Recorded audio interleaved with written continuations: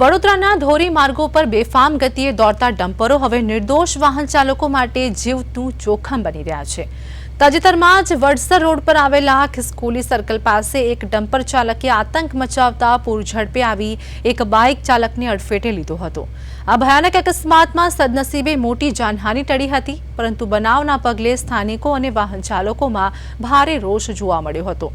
શહેરમાં ભારદારી વાહનોના પ્રવેશ અંગેના કડક જાહેરનામા હોવા છતાં આવા જોખમી વાહનો રહેણાંક વિસ્તારોમાં કઈ રીતે પ્રવેશે છે તે એક મોટો સવાલ છે। લોકોમાં એવી પણ ચર્ચા જાગી છે કે શું ટ્રાફિક પોલીસની મીઠી નજર હેઠળ જ આ ડમ્પર ચાલકો બેખૌફ બનીને નિયમોનું ઉલ્લંઘન કરી રહ્યા છે। વારંવાર સર્જાતા આવા અકસ્માતો બાદ હવે તંત્ર ક્યારે જાગશે અને આ જોખમી ડમ્પરો પર ક્યારે રોક લગાવશે તેની જનતા રાહ જોઈને બેઠી છે।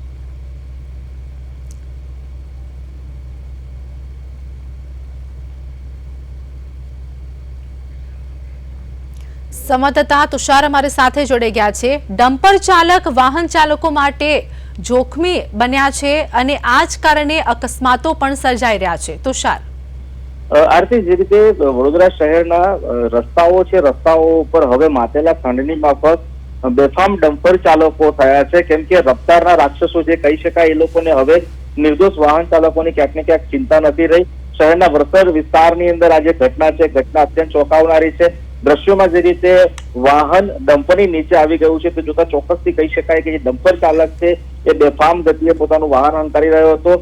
જ્યારે માણસ પોતાના ઘરેથી કામ ધંધા અર્થે નીકળે છે ત્યારે તેને ખરેખર એવી ચિંતા હોય છે કે સાંજે એ સદેહે પાછો જશે કે કેમ, કેમ કે જે રીતે ડમ્પર ચાલકો છે, ડમ્પર ચાલકો પોતાનું વાહન અત્યંત સ્પીડ સાથે વાહન ચલાવતા હોય છે। આરતી અહીંયા ખૂબ મહત્વની વાત એ પણ છે કે વડોદરા શહેરમાં બપોરે 1 થી સાંજના 5 દરમિયાન ભારે વાહનોનો અવરજવર માટેનું પ્રતિબંધિત જાહેરનામું પોલીસ કમિશનર દ્વારા જાહેર કરવામાં આવ્યું છે। તેમ છતાં આવા વાહન ચાલકો કેવી રીતે શહેરની અંદર પ્રવેશ મેળવે છે અને આ પ્રકારના અકસ્માતો સર્જે છે એવા સવાલો પણ હવે સ્થાનિક લોકો કરી રહ્યા છે। અલબત્ત ટ્રાફિક પોલીસની મીઠી નજર હેઠળ જ કદાચ આ વાહન ચાલકોને આ પ્રકારનો છૂટો દોર મળતો હોય એમ લાગી રહ્યું છે।